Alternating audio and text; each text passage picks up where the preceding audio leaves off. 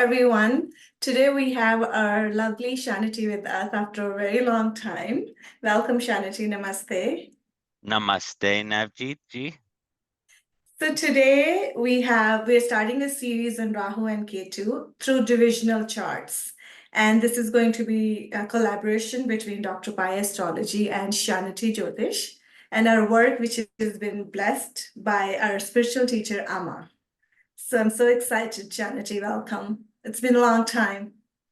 Navjeet, it's been way too long, and I hope everyone can see the happiness in my face as to how excited I am to be back working with you, Nav, and Dr. Pai's beautiful research team.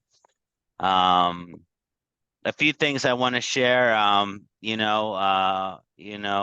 is I took a little break. My blood pressure, I had some health issues, so it's good to be fully diving back into everything as my health challenges resolve themselves. One of the areas of research that I've been developing is focusing on Rahu and Ketu, their Nakshatra position, to help reveal deep aspects of our soul's evolution. Sometimes our samskara, sometimes our debt in this lifetime, sometimes our debt which we might get to in future lifetimes. So it's a very kind of mystical, spiritual topic that I really get excited about in my research. When I was at I'm the host of the Maharishi Parashara Conference, which is held virtually every year in November. And Dr. Pai and I were talking this previous year about how from, certain perspectives, we're not supposed to look at the nakshatra of the Vargas. And well, Dr. Pai and Togi and Santip and I we like to do groundbreaking research, and our research has found that when we look at these planets and the nakshatra position in the Vargas, they can reveal extraordinary things. And while my research focuses on Rahu and Ketu, it's so important to understand how they're going to impact us on the Vargas. We are going to be taking a look probably in the series together. I hope we'll do at least 3, 4, 5 videos together on this topic, where we look at 1 or 2 case studies through multiple divisional charts focusing on Rahu and Ketu's nakshatra position and what we can determine and reveal about the soul's journey through this nakshatra position in the Vargas. Today, we'll be focusing on your chart, Navjeet ji, and my chart. And in addition to the D1, we'll be looking at the D9 and the D12.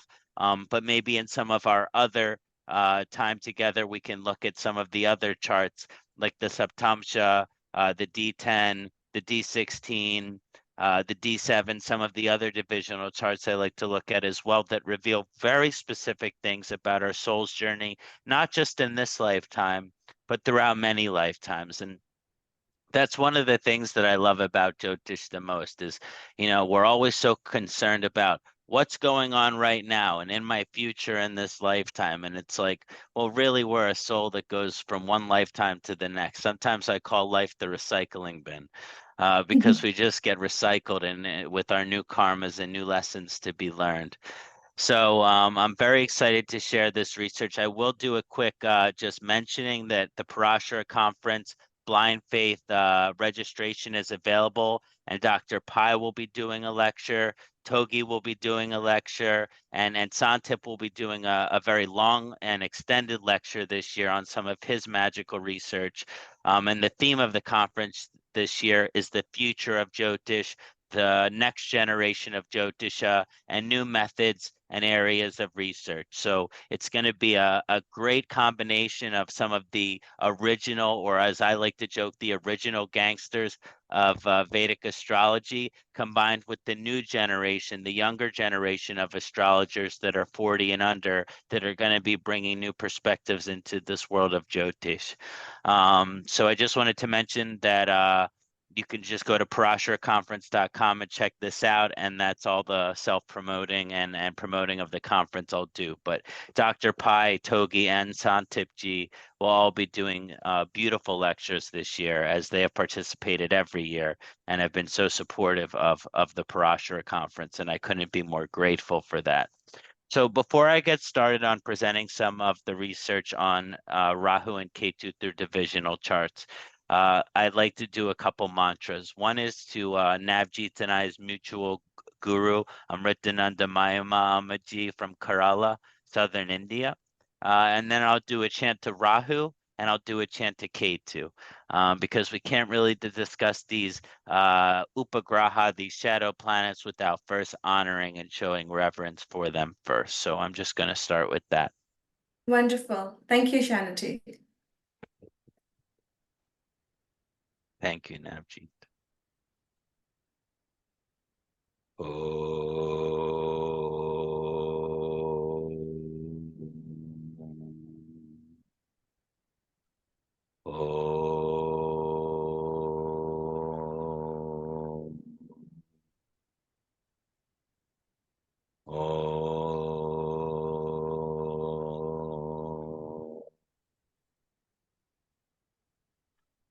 Tvameva matacha hita tvameva bandhu chasaka tvameva vija dravanam tvameva sarvam Amriteshwaryai Namah. Tvameva sarvam Amriteshwaryai Namah. Tvameva sarvam Amriteshwaryai Namah. Tvameva sarvam Mata Amritanandamaima Maharani ki jai. Hari Om Jai Shri Amritanandamaima Mata Amritanandamaima. Om Mardakayam Mahaviryam Chandradija Vimardanam Samhita Garbhasambutam Tamrahu Pranamam Yaham. Mardakayam Mahaviryam Chandradija Vimardanam Samhita Garbhasambutam Tamrahu Pranamam Yaham. Ardakayam Mahaviryam Chandraditya Vimardinam Simhita Garbhasambutam Tamrahu Pranamam Yaham. Om Brahm Brim Brahm Saharahave Namah. Om Brahm Brim Brahm Saharahave Namah. Om Brahm Brim Brahm Saharahave Namah. Om Brahm Brim Brahm Saharahave Namah. Om Palas Puspa Sankasham Takara Grahamastakam Radram Radratmikam Goram Tam Ketu Pranamam Yaham. Palas Puspa Sankasham Takara Grahamastakam Radram Radratmikam Goram Tam Ketu Pranamam Yaham.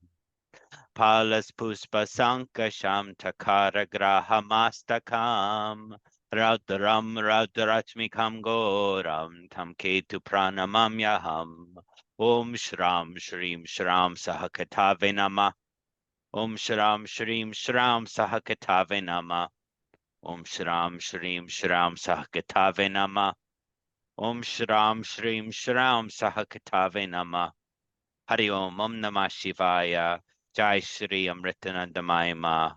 Hari Om. Aum Namah Shivaya. Namaste, Nav. Kṣaṇāti, I'm super excited for the charts. Let's have Digging some deep on fun. Rahu Ketu. Let's have some fun, everyone. Yeah. So I'm just going to share my screen here. And so the first thing that is it clear on your screen? Yeah. Our D1s. Mhm. So first, before we look at any nakshatra position, and I'm sure that the Pi research team would agree, in any kind of divisional chart, we have to understand the nakshatra position in the natal chart, in the D1. So before we get to some of these exciting nakshatra positions, especially of Rahu and Ketu in the divisional charts, let's first take a look at Navjeet and I's D1 nodal positions. And so starting with Nav, we know that she is K2 and Jupiter conjunct in Scorpio ascending. And K2 is at the 25th degree in Scorpio. And so when we're at the 25th degree of Scorpio, that is Jyeshta Nakshatra. Jyeshta Nakshatra. And that's also her ascendant Nakshatra as well. So we have an ascendant in Jyeshta and Ketu in Jyeshta for Navji. Now, when you start to understand this, what we're really looking at when we understand Rahu and Ketu in the divisional charts, it's going to show many different things. But one of the things that I like to highlight about Ketu, when we're just looking at it from a general perspective, is our soul cycle. Now, this is commonly understood in Vedic sciences to be what we call the samskara. Samskara, which means impression. Samskara, which means pattern. Samskara, which means tattoo. Everyone can see my new tattoo of Saturn that I got here in Mula Nakshatra. Because I'm done my Saturn Dasha now, so that's exciting. So, anyway, so as we get into this position of Jyeshta and we understand that we're looking at the soul cycle, we have to say, okay, so there's some samskara that Nav is bringing in that relates to Jyeshta. Now, what does that mean when it's ascending?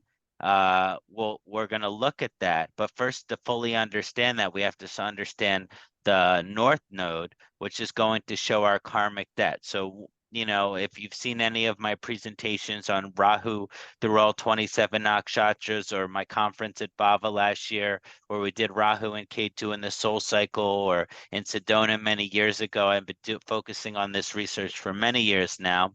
And so when we look at compare Rahu and Ketu's position, when we start to focus on Rahu's position, we start to see this karmic debt. See, so Ketu is the samskara. It's this pattern that we repeat lifetime after lifetime and after lifetime. And of course, the soul is seeking Mahasamadhi. And especially those on the spiritual path, they're seeking Mahasamadhi and to let go of our attachments here on the material plane. But let's be honest, most of us are human beings. And so we have attachments. We like the way food tastes. We like the way a kiss feels on our lips. We like the way that traveling to a certain place goes.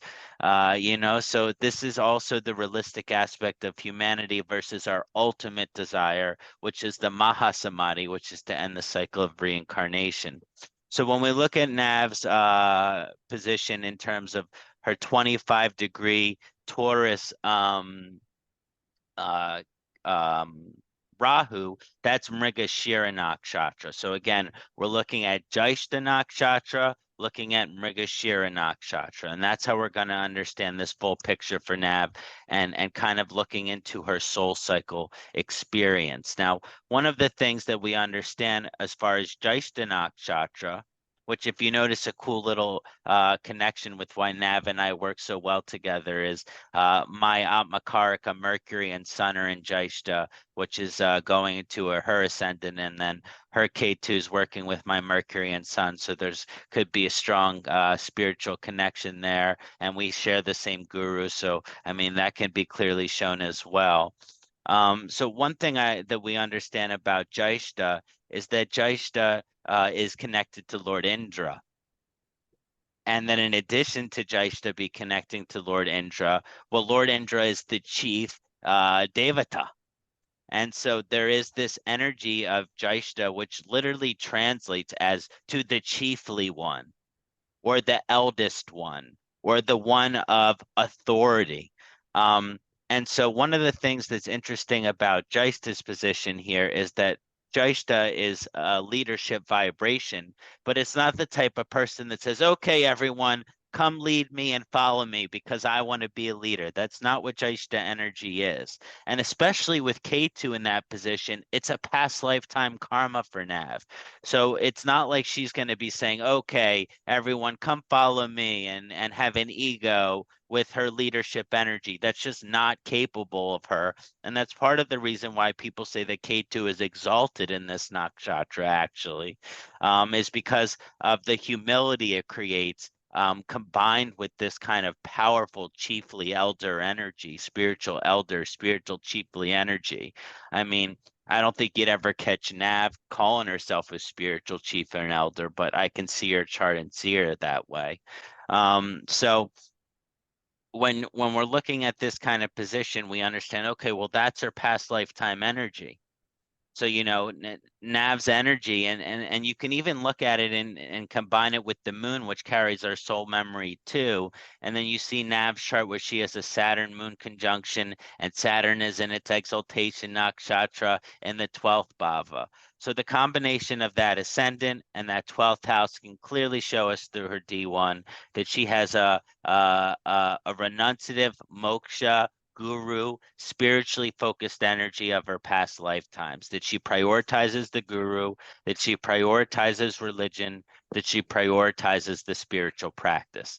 And that's beautiful and that's honorable.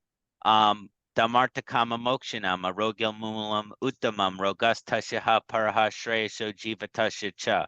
So even though moksha is the ultimate aim of life, and for those of us on the spiritual path, that's what we're striving for, that until we've experienced Dharma fully, until we've experienced Artha fully, until we experience Kama fully, the Paramatman's going to keep sending us back into a new jiva. And so we can start to understand that there's this very kind of, I want to live in ashrams and be with my guru energy and focus on my spiritual life that's essential to the soul of Nav. And Nav, I'm sure you would resonate with that, yes? Yes, 100%. Yeah. But you know, one of those things that happens when we tend to kind of focus on the ashram spiritual guru life is that we have to let go of being a regular part of society and having a regular life and being a regular human. And so that's why Rahu is in Mrigashira in the 7th house. And it even suggests, as far as Nav's karma, that she may have never been married before. So because when you're so strictly on this spiritual path, one of the things that you renunciate is the formal marriage, because you're marrying God, you're marrying your devotion to Guru. So, but one of the beautiful things that I think the chart shows us is that we can actually see our romantic partner as a manifestation of the divine. And I think our guru has taught that teaching. And so because we see God in everyone. And so why not the person that we feel this incredible love for? We should work on seeing God in them.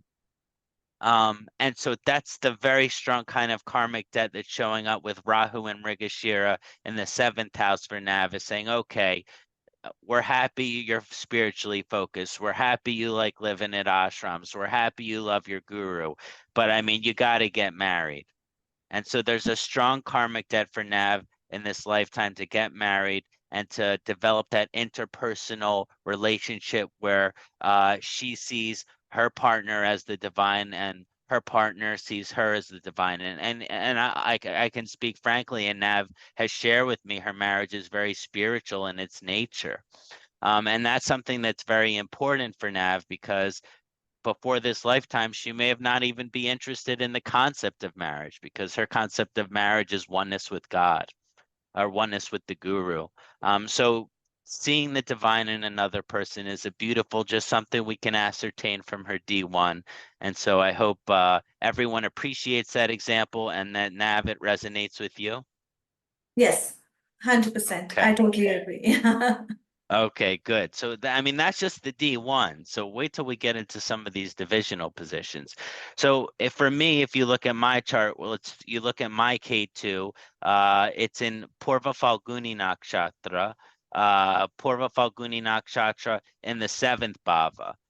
When you're looking at Purva Falguni Nakshatra, one of the things that you want to understand about Purva Falguni is that it's connected to Bhaga. Bhaga, which is the Lord of Fortune. And so they say that the Purva Falguni is very fortunate native, is very blessed. They just tend to have good luck.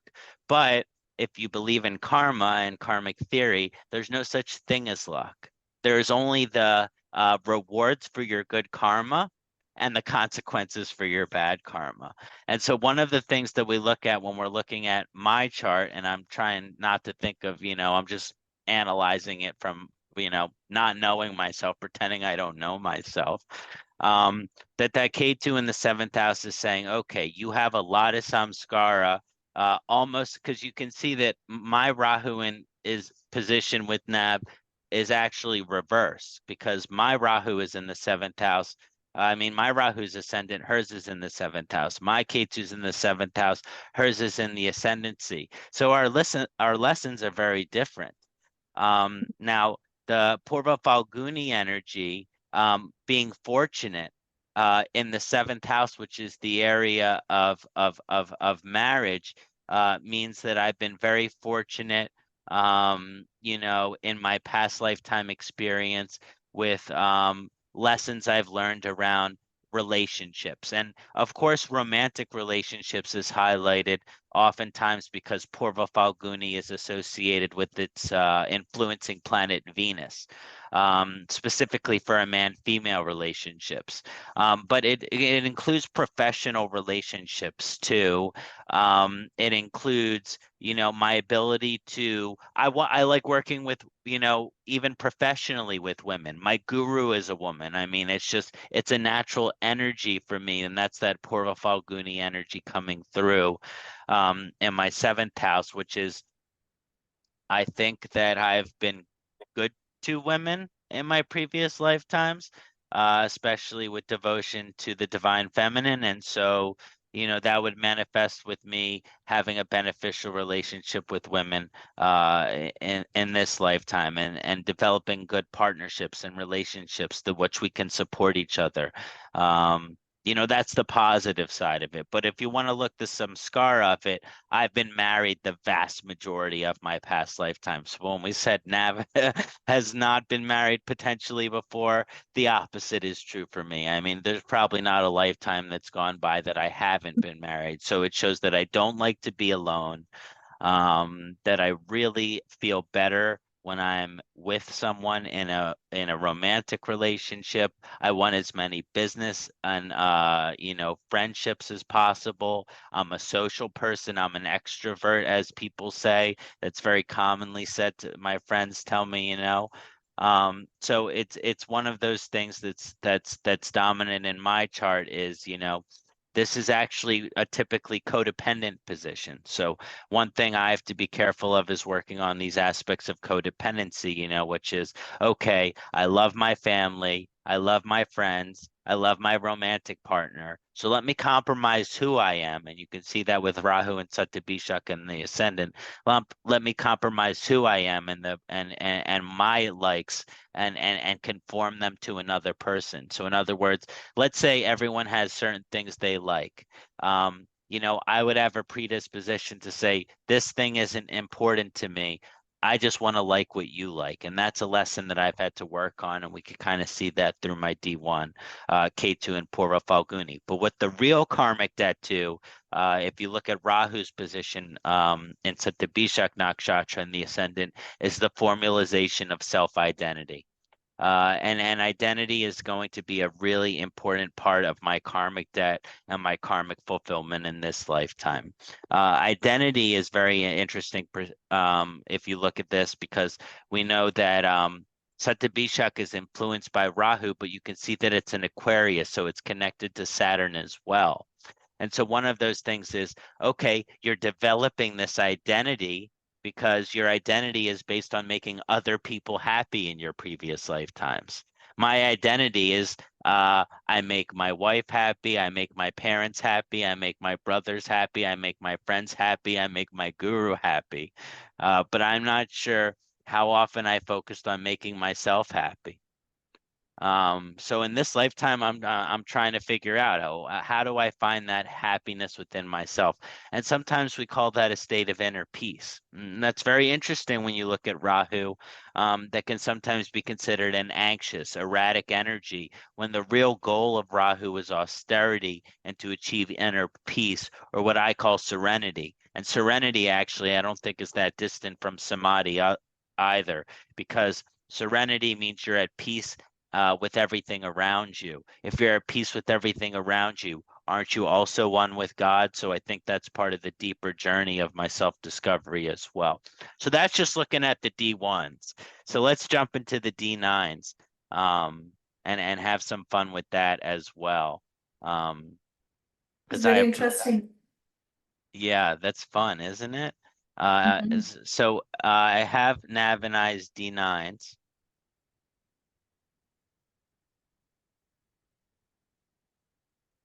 And Nav, does that look right to you? Sagittarius ascendant on Yeah. the D9? Yeah. Okay. Um, okay, good. So the first thing that we're going to take a look at when we look at the D9s. Now, a lot of people look at the D9s in terms of compatibility romantically, spouse energy. Sometimes it's used in organized marriage. I'll come right out and say it. I wrote it in BV Raman's newspaper. I'm not interested in supporting that. I want people to experience true love. I think true love is a beautiful thing that's worth experiencing in this lifetime. So without getting too much into that aspect of it, when we look at the D9, I don't like to focus it on romantic relationships. The D9 or any divisional chart is associated with the house that it's divided by up to 12. So those first D2 through D12 have to do with the houses. So the D9 is really the ninth house chart. So it's like you're taking a beautiful microscope, let's say one of Togi's beautiful microscopes that he has in his astronomy school, and he's looking very closely at the ninth house, microscopic, so we can understand, well, what's going on with the final evolution of the Dharma. Because with the ninth house, it's the cumulative Dharma house, because we know that Dharma houses are houses 1, 5, and 9. And so when you're looking at that cumulative dharmic energy, we're talking about the soul's higher potential. We're talking about the guru inside of us. I mean, most of us are human beings having human experiences. So sometimes it's like 2 steps forward, 1 step backward, 2 steps backward, 1 step forward. We're not perfect beings. We make mistakes. That's what being human is all about. But one of the interesting things about the D9 is saying, okay, well, how about when you're ready to work on your divine self and honor that guru inside of yourself? How does that manifest for you? And so looking at Rahu and Ketu from that perspective can be really interesting. Let's start with Nav. So when we're looking at Nav's Ketu position, it's in one of the nakshatras that I am going most familiar with, which is my Rahu nakshatra. So this is actually a really cool position to see Nav's Ketu in her D9 where my Rahu is. So again, that bodes well again for that business partnership, us working together. So one of the things that we're seeing with that Ketu and Satabishak in the third house in her D9, Nav is a very devoted spiritual soul. But let's say that Nav was a guru. We all know that Nav is a guru, just like everyone is a guru. Have we realized and awakened to our guru self? Hopefully our guru helps bring us there. Yeah.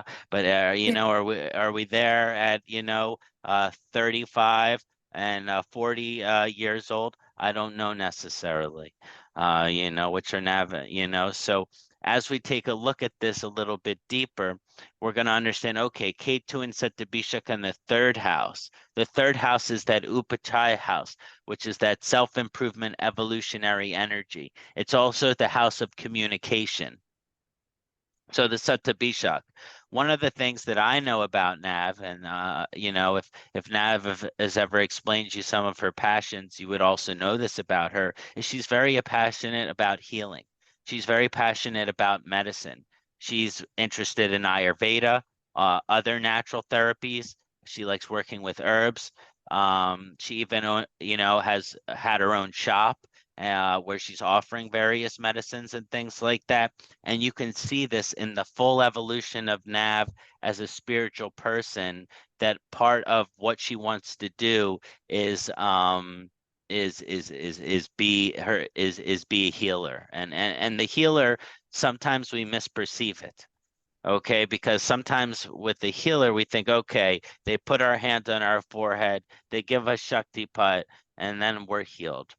But that's not exactly how all healing manifests. So for Nav, it's actually on using different things. And one of the beautiful energies of Satabishak is understanding that every human being is unique, and I'm sure Nav would agree. And that means that something could be a medicine for someone, you know, for cancer patients, even cannabis can be the medicine, you know, and then be a poison for other people, an absolute poison that causes destruction in their lives and makes them disassociate from reality. So you have to really look at that and understand that Nav's higher guru self is really manifesting that understanding of I want to help people through understanding what's good for them and what's bad for them, and that every person is unique.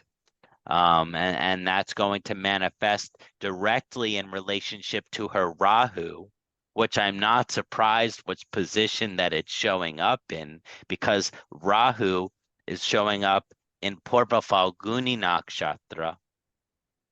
So actually, my D1 positions, if you remember from my chart, are the opposite, exact opposite of Nav's D9 positions in her chart. So that's a cool little synastry aspect there in terms of you know, just getting along and having the same guru, because her ninth house is active. That's the house of the guru.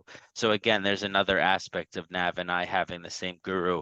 And one thing I've just noticed is that people that have the same guru as us, it's just so much easier to connect with them than it is to connect with other people, because we just have that devotion and love for Amma. And everything we do is for her, and everything she, you know, we feel her blessing every day. So anyway, we could probably talk about Amma for an hour, but so as we get into this Purva Falguni position in the ninth house, it's about, we talked about Purva Falguni being connected to Bhaga, which is the Lord of Fortune. The ninth house is the house of fortune. So we have the deity of fortune influencing the house of fortune in the ninth house. And Purva Falguni, we know means it's this energy of creating blessings, creating prosperity, and also creating beauty. And so this is a very interesting thing that kind of has to do with Nav's manifestation of her Dharma. And we're done again. I like to think of the D9. People call it the relationship chart. I would never call it that. I call it the Dharma chart. So let me be clear. I call it the Dharma chart because it shows the manifestation of our Dharma. And so when we look at Nav's Rahu position in Purva Falguni in the ninth house, we can begin to understand that it's not just about helping people become their best version of themselves, but part of that is only possible from Nav realizing that she is also divine. And that is directly the teaching of our guru, Amritanandamayama. She says, look for that guru inside of you. I am that guru inside of you. I am always with you. Amma is always with us. That means the guru is always inside of us. That means the guru is with us. That means we are also the guru. So, I mean, there's these deeper lessons in terms of, okay, the third house where Nav's Ketu is also represents our confidence. So how can Nav be fully confident in her abilities unless she realizes and is fully actualized in her divine self, in her guru self? So this is a very important aspect to understand. But one of the things I will mention about that Rahu too is it likes to create beauty. And sometimes when we heal, right, we heal our minds, we heal our bodies. And what happens? We feel more beautiful. And let's be honest, we might look more beautiful too. So when we begin to really heal and understand what our poisons are and what our medicines are, we experience beauty both internally and externally. And I think that's a beautiful aspect of Nav's Dharma. Does that resonate with you, Navji? I agree, Kṣaṇāti. Now, what's very interesting is, again, the D9 is once again reversed here because my nodal positions are Vargatama, which means my Rahu and Ketu positions stay the same through this divisional chart. So again, if people know my chart, they know that Rahu is one of these strongest planets, if not the strongest planet.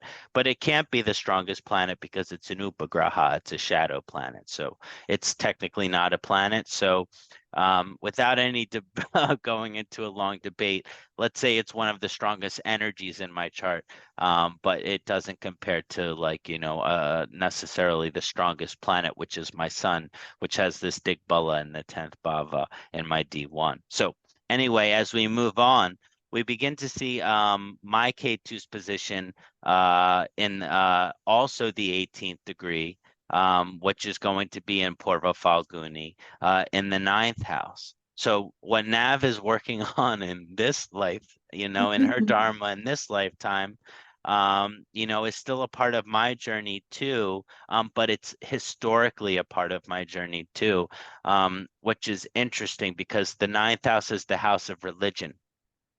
And the D9 is the divisional chart of religion. So immediately with K2 being there, my mind goes to religion. And so I was born into a family which followed a religion. My family was very religious historically. Even if you go back, my dad does ancestry. If you go back into the 1400s, 1500s, 1600s, we were some of the strongest mystics in Israel. So this very interesting history of my family and their devotion to their religion. Now, of course, as a Rahu ascendant, if you know me, I converted to Hinduism at 19 years old, but it doesn't mean that I don't like honoring these traditions of my past, of my ancestors as well. And that's one of the things about K2 being in the 9th house, is saying, okay, well, 9th house is religion, K2 is there. And so even though my practices are Hindu, which means I chant every day, I pray on Shiva every day. I do japa, I do listen to kirtan and Sanskrit and chanting music. I study Jyotish, I study Ayurveda, I study Vastu. My life is very Vedically focused. But do I celebrate Hanukkah too? Sure. Do I celebrate Passover too? Sure. It's not just, oh, that's what I've learned. That's part of my journey with this Ketu and Purva Falguni in the 9th house. In my manifestation of a guru, is that there is no one right religion. Every religion has this beautiful light to it. And that doesn't mean that you can't practice one religion's aspects and also another religion's aspects. They do not conflict with each other. You can practice multiple religions no matter what people tell you. And that's just my higher self speaking. Others may disagree.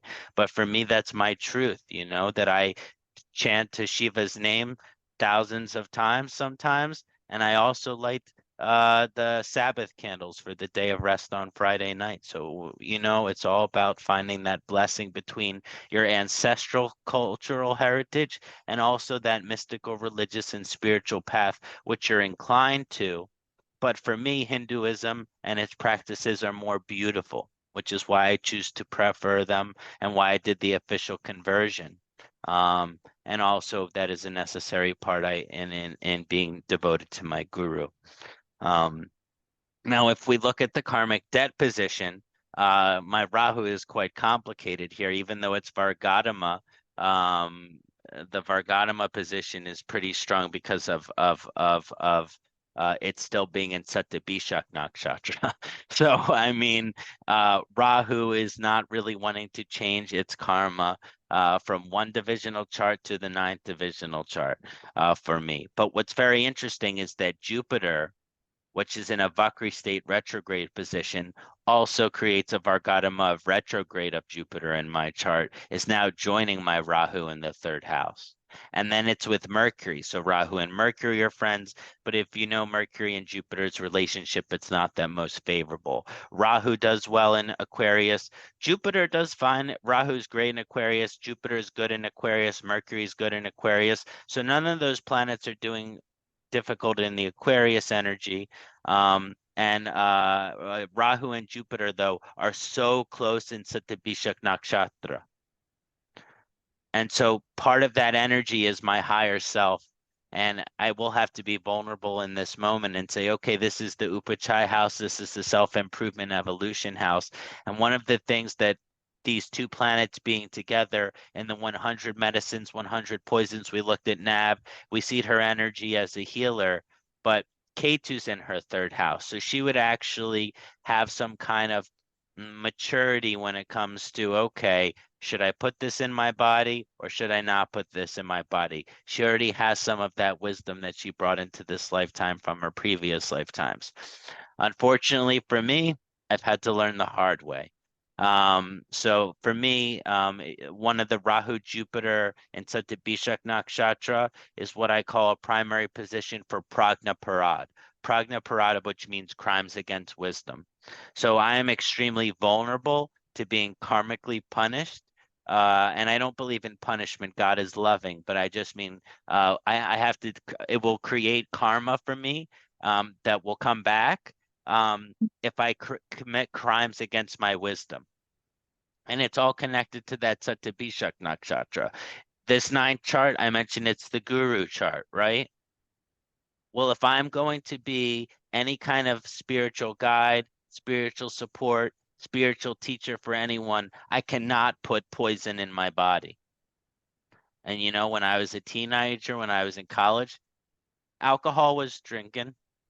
You know what I mean? And I've had to learn through this course of my lifetime how important it is to teach your body like a temple.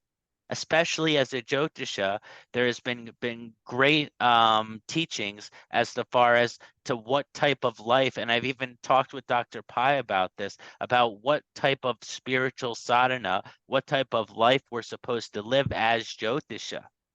And one of those is to not consume things that are going to impair our consciousness, not consume things that are going to lower our perception, not consume things that are going to lower our, our ability to think clearly and speak clearly. And this is in the house of communication for me too.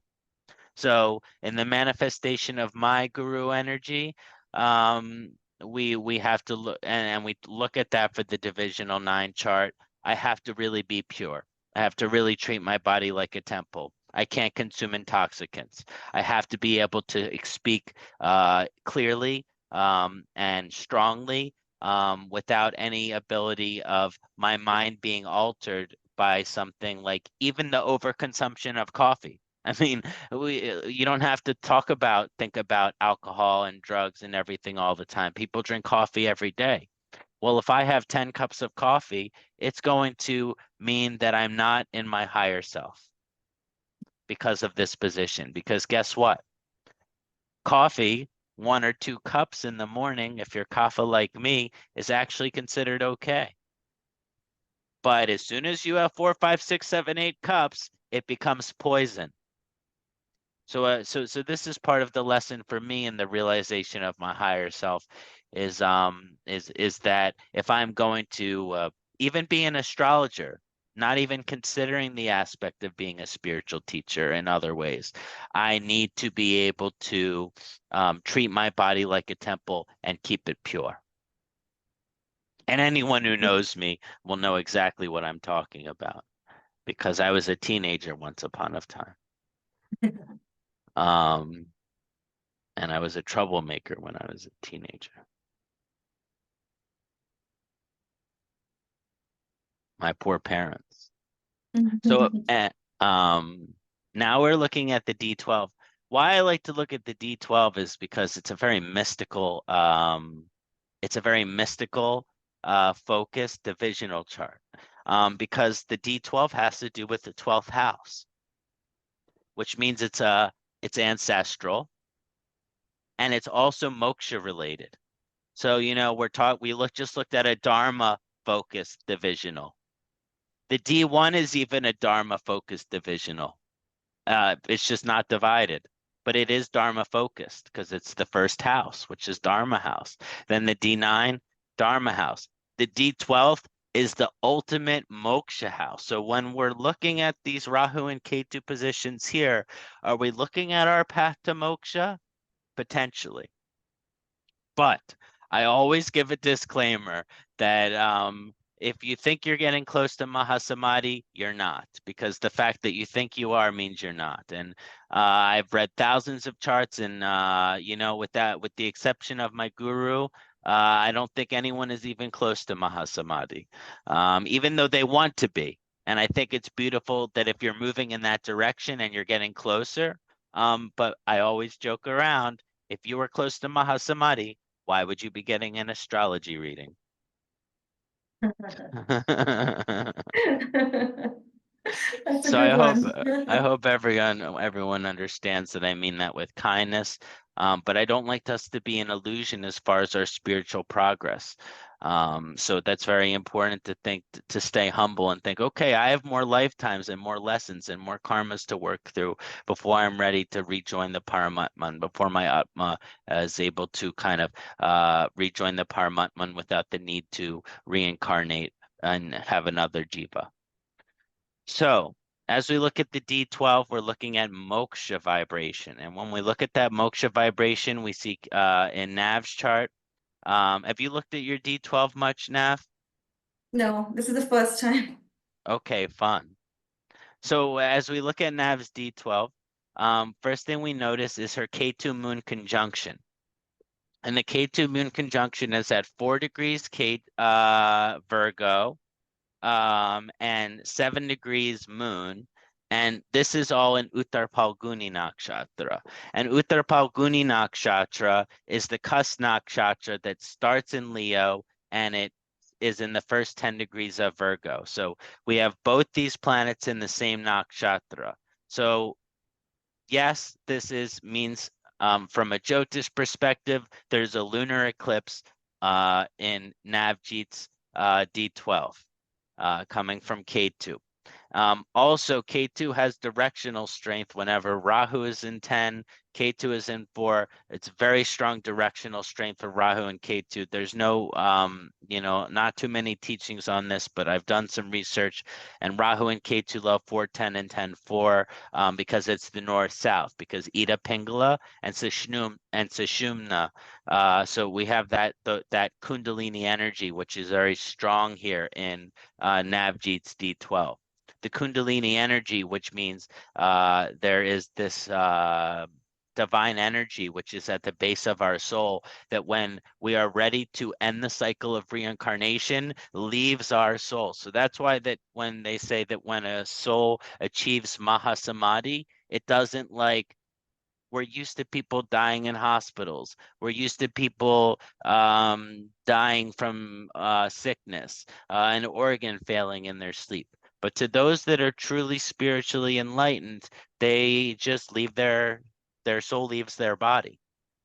I think there's even videos of this. Yogananda was said to have this experience where it's just you're in meditation and all of a sudden you're through the Kundalini at the base of your spine, shoots through your crown chakra, and you are one with the Paramatman again. So I think that's kind of a cool aspect when we look at the Ketu moon here position. Now, one thing is that Uttar Palguni is connected to Aryaman. Aryaman is the deity, which is the Lord of Hospitality, right? Hospitality. And this is in Navjeet's house of the home.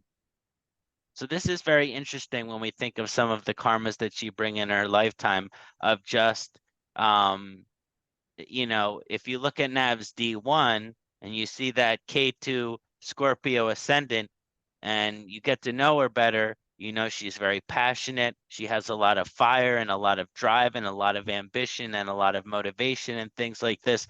But this is actually showing a very sweet side of her, a very gentle side of her, that wants to make people feel comfortable. And that part of her moksha is to make other people by Aryaman's blessing and the Ketu moon conjunction is make people feel comfortable. Now, this is very interesting when you talk about moksha, because when we think of making people feel comfortable, we think of giving them comfy clothes, giving them good food, giving them things like this. But on a deeper aspect with this position in the 12th, because we're using the D12 and it relates to moksha, it's about making people feel comfortable in their bodies. Because the more comfortable you are in your body, like the sutra I said earlier, Dhammarta Kama Mokshanam, the more comfortable you are in your physical body, the more time you have to get closer to Mahasamadhi, moksha, and achieve the other aims of life as well. So on a very deep spiritual level, part of Nav's moksha, her liberation, her evolution, is to make people feel comfortable in their physical bodies. Even though we are spirits in these physical bodies and we go through pains because our soul really wants to be beyond this body. I think anyone on a spiritual path can relate to that.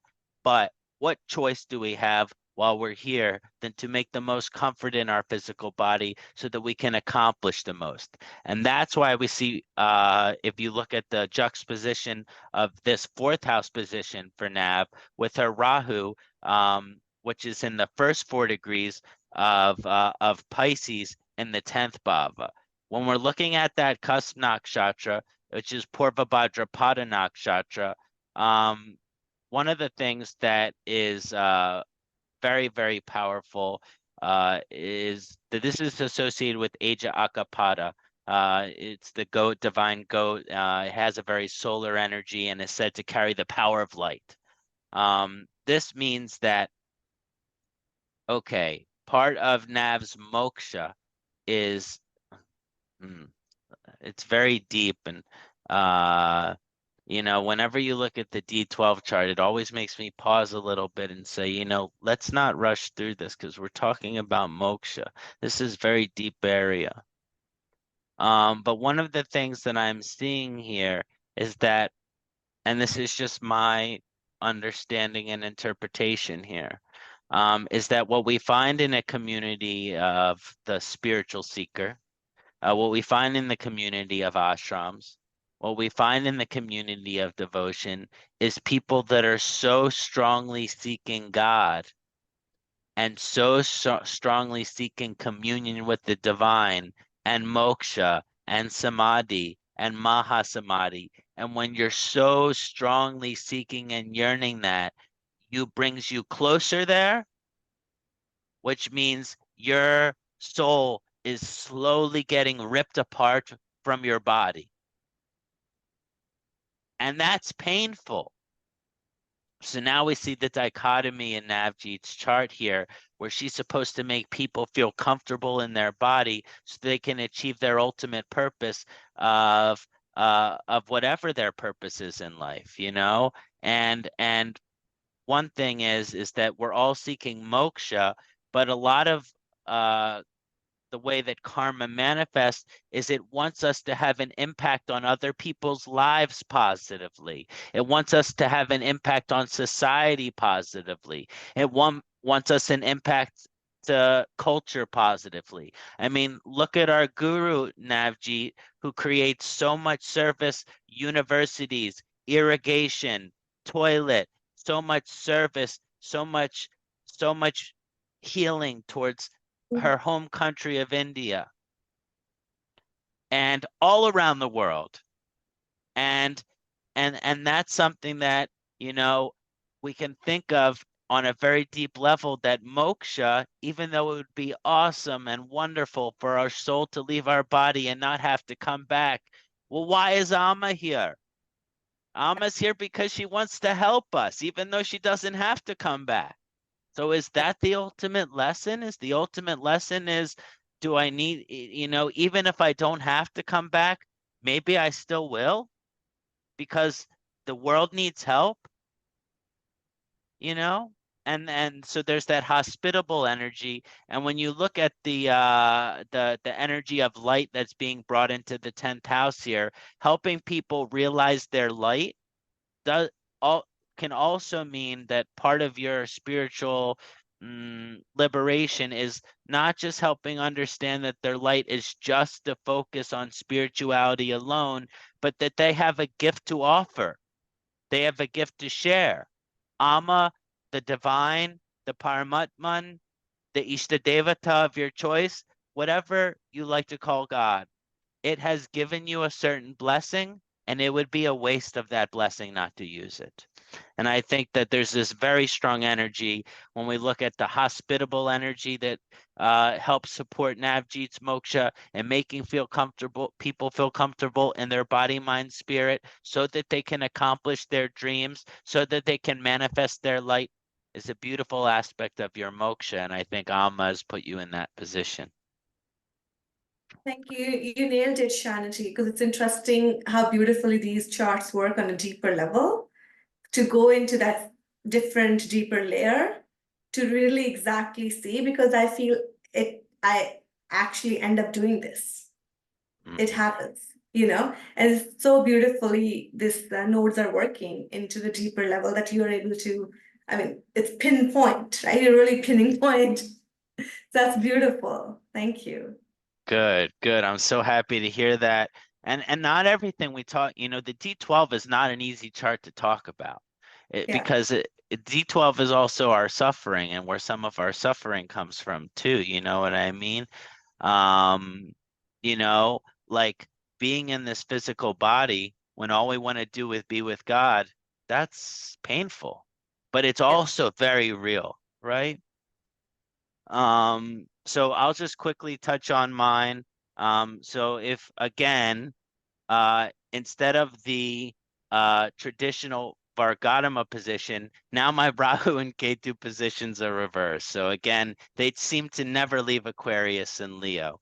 But at first you take a look at my Ketu, which is at 5 degrees in Aquarius, this is when it falls into Dhanista Nakshatra. So now it's not in Satyabhichak Nakshatra. So in my D12, it takes on a little bit of a different energy because it's in the final pada of Dhanista Nakshatra. Now, one of the things that's cool about Dhanista Nakshatra is that it's connected to the 8 Vasus. And these 8 Vasus all are different embodiments of the divine. And so in the D12, right, is divine attribution. These deities that are known as the Vasus all represent beautiful attributes of the divine. So for me and my aspects of moksha, and my path to moksha, Shiva is one aspect of divine. Ganesh is one aspect of divine. Lakshmi is one aspect of divine. Indra is one aspect of divine. Kartikeya is one aspect of divine. You get my point. Yama is one aspect of divine.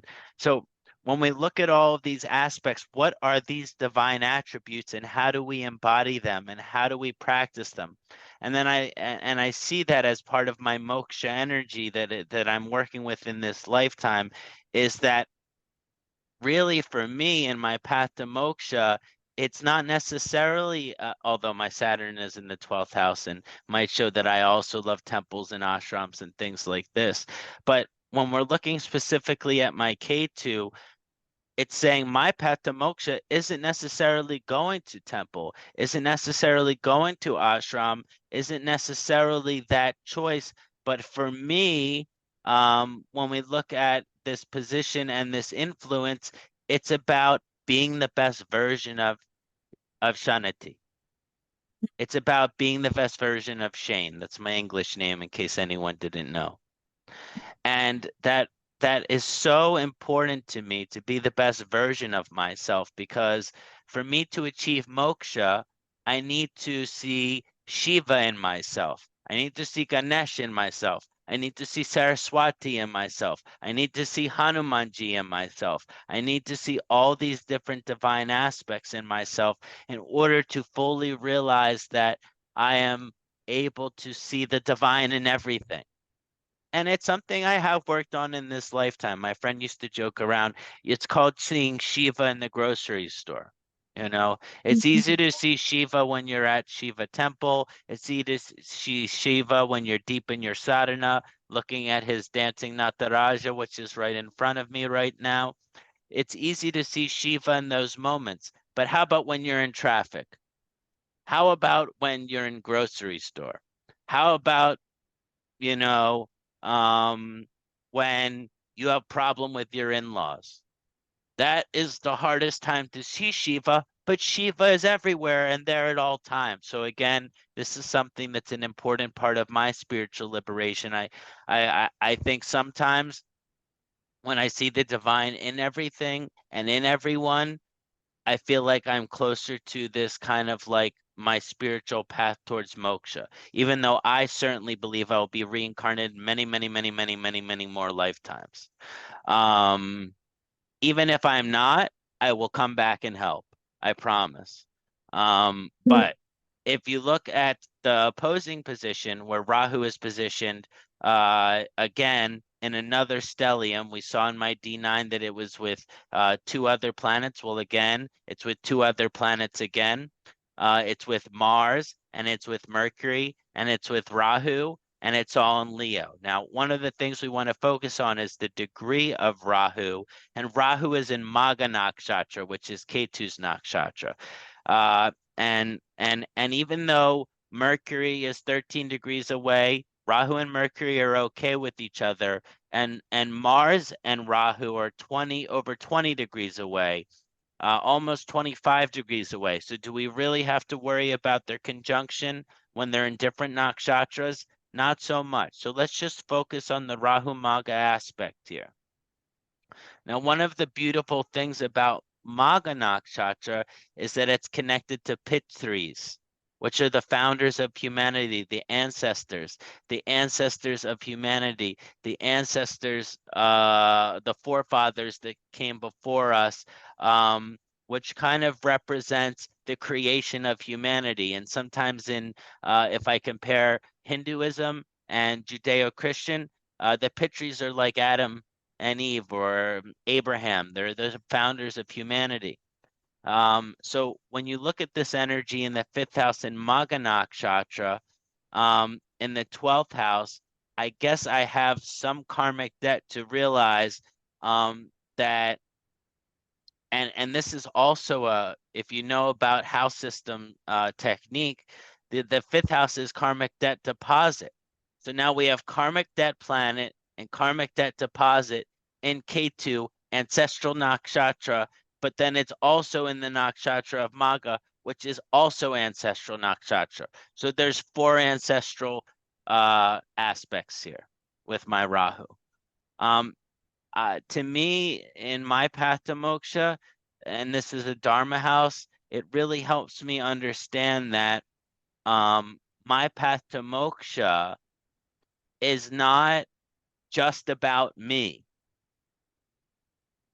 And you can see that, which is with Ketu in the 11th house, which represents community. But here I'm talking about my ancestors. Because my ancestors, they didn't necessarily believe in reincarnation. They might have had fear of death. Like all my family members, except for I have a Hindu uncle who was my godfather, who helped me convert.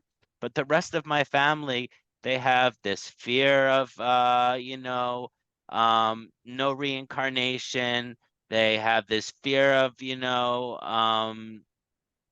they're not at peace with this energy that we can achieve this liberation and end the cycle of reincarnation and be one with God. And it's this beautiful thing to be excited about. So again, I think part of my moksha is, of course, like everyone else's moksha, is not being afraid to die, being excited to die, which is why I would like in my will that there be no funeral, there only be a party for me for when my soul leaves my body. I make sure that no one shed one tear and everyone listens and dances to loud music. But when we're really looking at this position of Rahu, for me, it says, okay, well, for my ancestors who didn't believe in reincarnation, they didn't believe in moksha, that my spiritual debt is to actually show my ancestors that you can have faith in reincarnation, you can have faith in moksha your whole lifetime. And so my responsibility is to continue to have faith in reincarnation, have faith in my guru, have faith in this process of the releasing of karmic debt, not just for me, but the ancestors who came before me and any generation like my children or my siblings' children, which will come after me as well. And so this has just been a little introduction on looking at Rahu and Ketu's nakshatra position through the divisional charts. Next time Navjeet and I meet up, we'll not only do 2 different case studies. You can even comment in the section of the video who you might like to think. They could be celebrity, they could be political figure, they could be religious figure. You know, whatever you want, just make in the comment, and we will consider it for our next presentation. But you will see that we're not just going to look at the D9 and the D12. We're going to look at the D5. We're going to look at the D7. We're going to look at some of these even deeper divisional charts, which go beyond the D12. You can see through Rahu and Ketu something so specific about the individual that just by looking at the natal chart, you would never be able to see. And so that's why I can't emphasize enough how important these Vargas are. And I think between me and maybe some other Vedic scholars would agree that, and actually I think Dr. Pai and I discussed this at one point, that part of the reason why they say, oh, don't look at the nakshatras of the planet in these Vargas chart is because people like to keep secrets. Right. They like the Brahmin caste. They want to keep secret so that the other caste don't have the secret. Now the secret is revealed. It's for everyone. It's for everyone to share. It doesn't matter what caste you are. You can know the secret. And I firmly believe in this. And so I hope my research will show this. And I look forward to furthering this series with you as well, Navjeet Ji. And I hope you enjoyed us looking at your chart. I had a lot of fun. Thank you. This was wonderful research and presentation, Kṣaṇāti. Yeah, I had a lot of fun. And thank you for choosing my chart, because it's really interesting that how different Vargas going into a deeper level shows a lot more than just the surface. Yeah, I liked our joke that we're looking through Togi's microscope. Yeah, I know. I hope he watches this video. I'll share it with him. Yeah, Thank tell him we you. looked at our microscope through the Vargas. Yeah, we text sometimes. I'll let him know. But Sure. yeah, so I'd like to tell the community, Navjeet and I we'll release another video like this within a couple weeks. So don't worry, we'll keep them coming. Yes, yeah. So we'll continue with our series and we'll come back with our second video soon, in like few weeks, like Kṣaṇāti said. And if you guys have any questions, want any charts to be looked at, do leave us a comment below. Thank you. Thank you. Hari Om.